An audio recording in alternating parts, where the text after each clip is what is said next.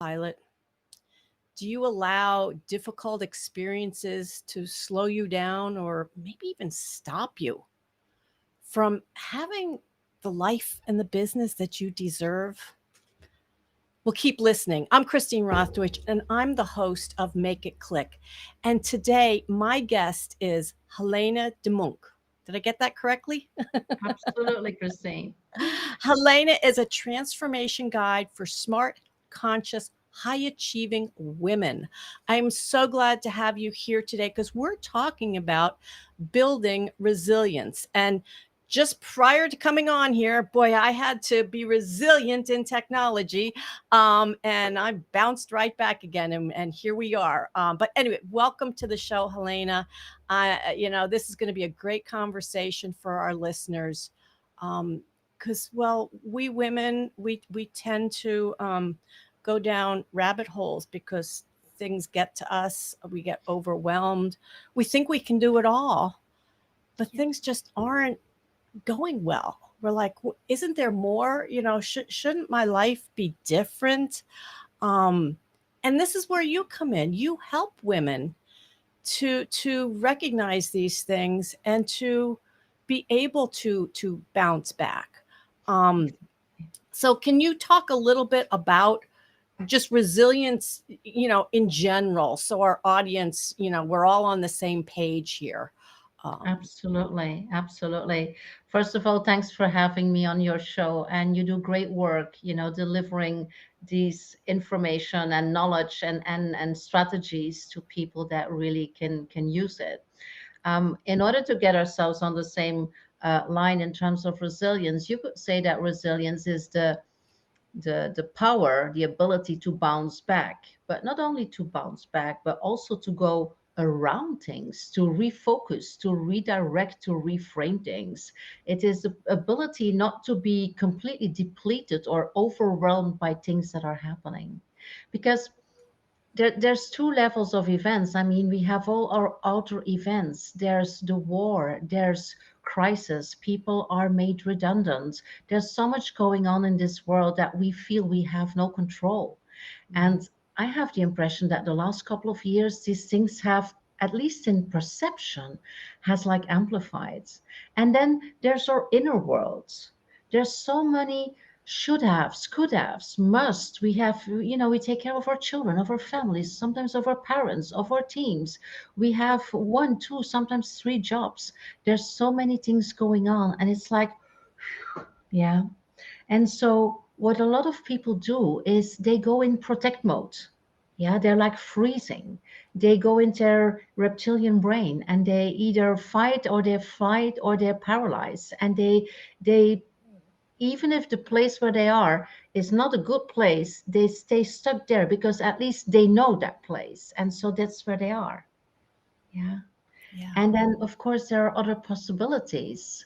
There's the possibility to build resilience, to find your inner strength, to find your inner power in order to bounce back or to look at things in a different way, to shift your perspective, to overcome your limiting beliefs, and then to deal with the situation in a way that is sustainable, in a way that it involves growth for you and for your stakeholders, for the people that are involved in the event or in the situation. So does that make sense, Christine? Is that like, I mean, it's not only the definition, but also the concept that I hear giving a little bit more Yeah. information about. Yes, that does make sense to me. And I myself have found myself in the last few years of looking more at that aspect of myself. Because I was talking about, like, so many people wake up one day and say, how did I get here? It's like, well, why isn't my life more than this? And kind of was Mm, in that same place, but learning. You mentioned limiting beliefs. It's like, we hear these terms and everybody just like, yeah, yeah, we got limiting beliefs, but not realizing you can change that. you exactly. you absolutely have the power to shift your Mm, limiting beliefs, your negative emotions. And I think people are afraid, though, that if they change too much, that they'll lose their family, maybe, that, friends. It's And what can you say about that thought, of people who are afraid to delve into making these changes because of that? That is absolutely true. I mean, and not only are people afraid for that, sometimes they are right. Because when you change, when you grow, then some people might get into fear.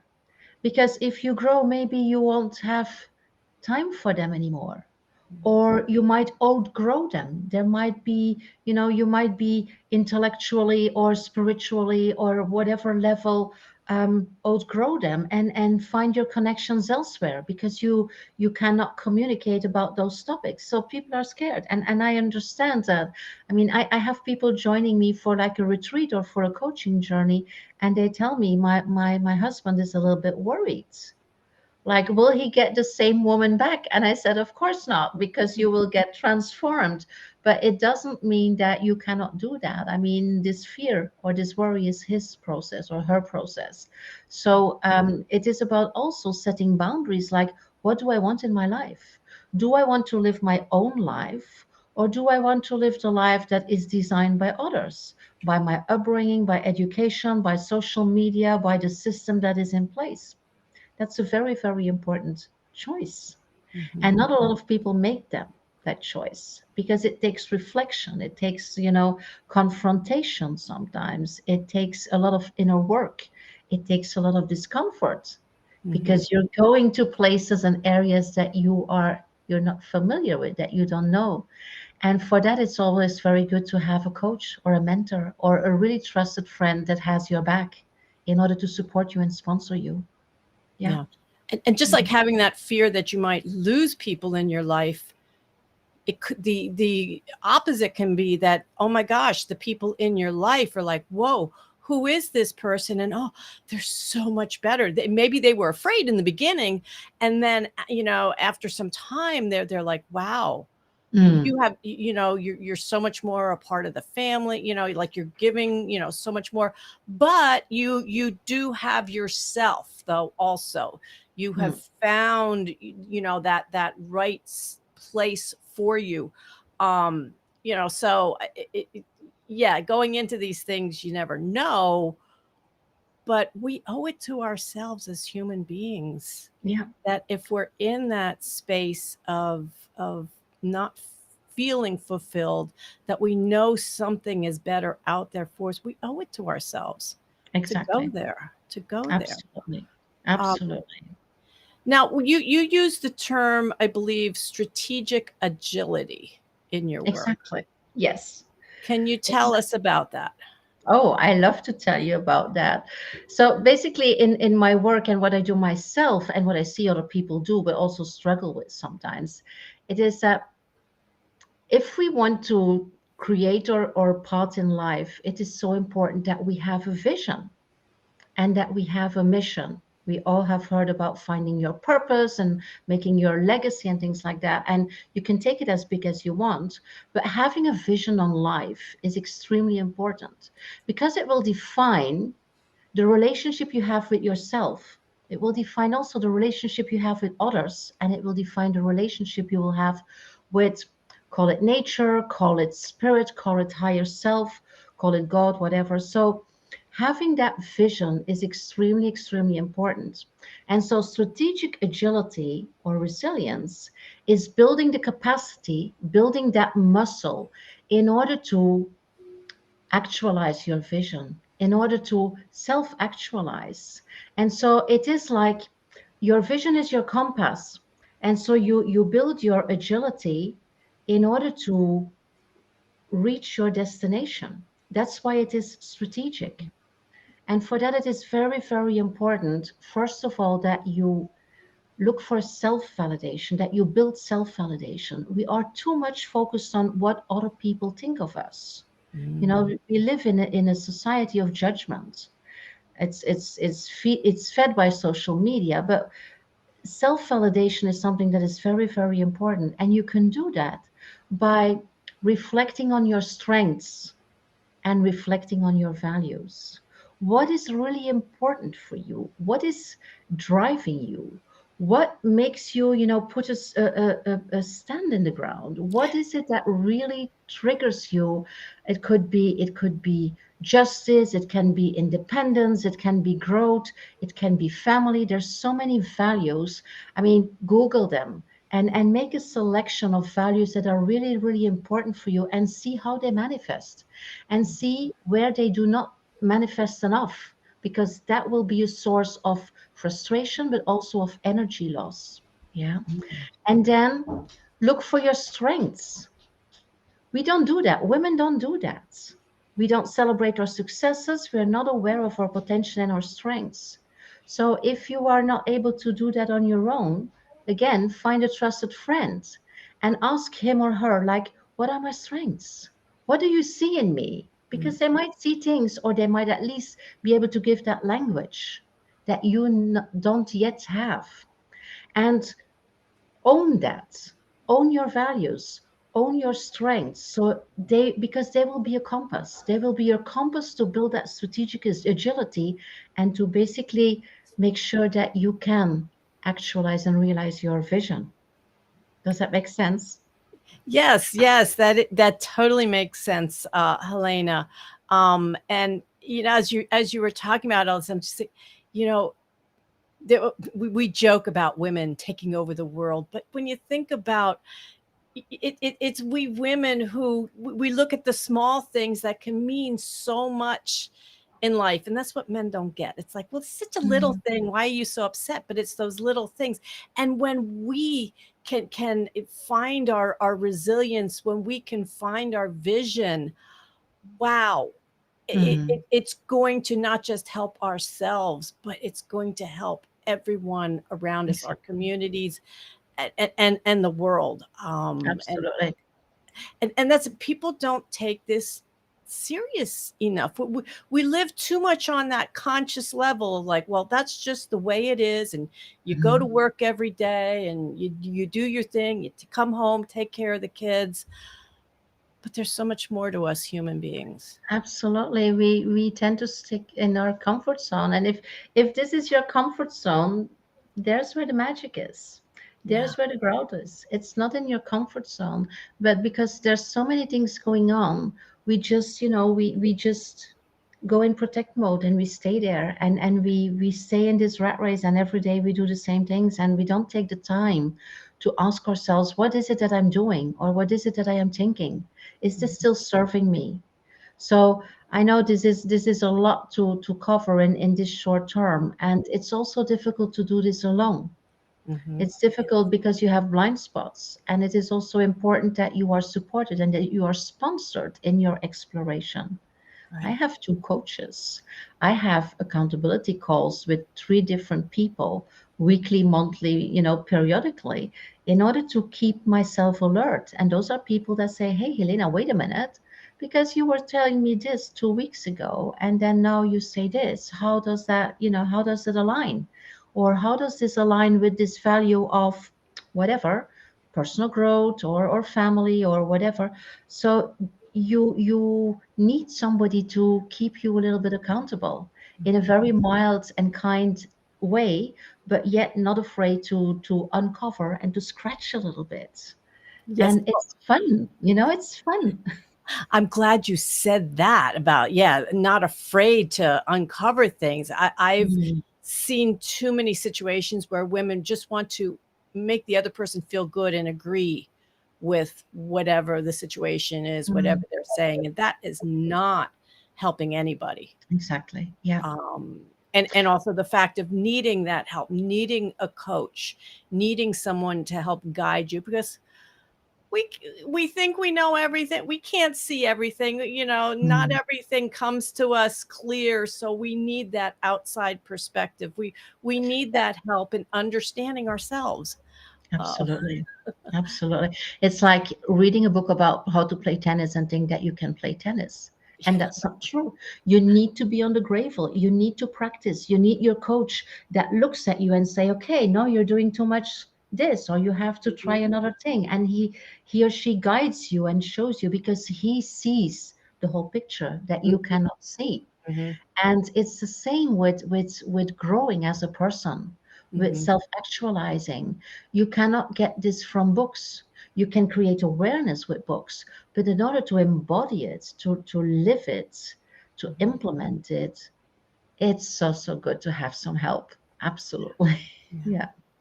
Yeah, So another thing that I know you talk about are our three core power centers, to help us to empower our journey towards the self actualization. absolutely. Yeah. So I know a little bit about these things, but what are the three core power centers, and what can you help our audience understand about that? Well, basically, our three core power centers are first of all the connection that we have with the best version of ourselves. And this requires a guided visualization. I cannot really do that now in this setting, but if you want, Christine, I can send you a meditation for people that want to try this out. But basically it is, you can try just to do this on your own, but it's very, very difficult, especially if you're not used to visualizations. You can connect with the part of you that is the best version of yourself, the part that is powerful, that is passionate, that is strong, that is standing there for think of yourself when when you did something extremely creative, when you were in flow. It could be a personal event, it could be a professional event. That part, connecting with that part, and use it as a resource also to build your self validation, if that makes sense. So, this is your first power center. And the second power center that we have is our connection with others, with like minded people. Be careful who you choose in your environment. Yes, because they say that you become the average of the five people closest to you. So be careful. So look and connect really on an authentic level with people that are like minded and that have your back. And also feel that connection, even if those people are not there physically, but try to feel that connection energetically, because that is also a very, very powerful resource. And the third one is the connection with the universe. The universe has our back. Mhm. The universe is organizing around us achieving and self actualizing. And there's no need to have all the answers. There's no, there's abundance. Look at the universe, look at nature, connect with nature. You can physically do that, at least in the weekends. Make a walk in the forest or in the mountains, or on the beach, and connect with nature and see the abundance. And the abundance that is in nature is also present for us. If we go in protect mode, we go in scarcity mode. There's not enough. There's not enough time, there's not enough money, there's not enough experience. If you can open yourself, and when you're in nature, you also breathe deeper, and you open your lungs, and you open your heart, and you open yourself for the abundance that the universe has to give us. That's a very powerful center that we can use. And so those three combined are the ones that we have at our disposal anytime. We can access it always. And it's so good to know that. And as I said, these guided visualizations, I would say, if you want one, connect with me. I'm on LinkedIn. My name is here on the screen. Connect with me on LinkedIn if you want to. And you can see, or you can just ask for the guided meditation, and I will send you the MP3. It's very powerful. It's like a 15-minute meditation. You can use it whenever you want, and once you have like the habit, you can just access it like that, and that's amazing. Yeah. Mhm. Yes. Well, thank you for that, Helena. I know you have something else for the audience also.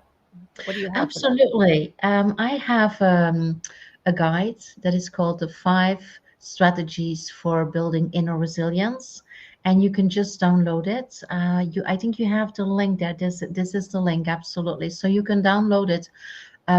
It will give you like an overview of things that you can do, that you can implement in order to build your inner resilience.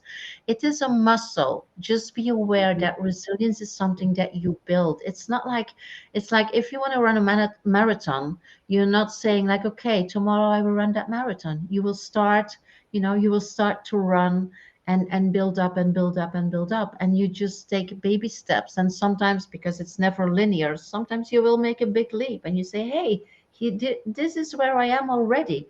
That's amazing. So build that resilience. It is so important, not only for you but for the people that you are impacting. And that's a lot more than you think, because you are a role model, whether you are realizing it or not, whether you want it or not. You are a role model. People are looking at you. Your children are looking at you, your families, your communities, your teams and organizations. So show up and build that resilience muscle and live the life that you deserve. I only wish that for you. Absolutely. Yeah. No. Thank you for that, Helena. I do have one last question for you. It's not about resilience. Well, maybe it is. And that Mhm. is about you and your business. And is there something that you have found over the years that you can say, oh my goodness, this helped me to really make it click in my business? Is there something that you learned, some process, or, what has helped Helena to make it click in her What business? makes it click and what makes me click is the choice I made to go and live in the middle of nowhere on the top of a mountain. So Mm. I am in full nature. And this is absolutely helping me grounding and being present.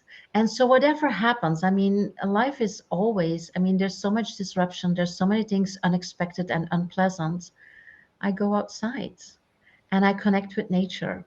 And so what makes me click is a connection with the universe and with what is surrounding me and with the abundance there. And I invite everybody to do that a lot more, because we are completely disconnected from nature and we don't know anymore how can I say this? How to put ourselves and our problems and our things in the right perspective and in the right proportion. And connection with nature makes that. And I'm living here for 5 years now almost. And I had the place for 10 years already. So I knew what it gave me. And all I could think was, I want to live there, because it allows me to be so present in my business, in my coaching practice with clients, but also for myself, just the connection with neighbors. I'm with nature. I'm looking outside now. I see the olive trees. I see the almond trees. I see the mountains. I see the big rock that I will visit in a couple of minutes together with my dog. Do Yeah. that. Connect with nature. Wherever you are, there's a way to do that, and it will absolutely help you in your business. It will And help you and to it, it land. it helps that your nature is in the south of Spain. So I envy you tremendously.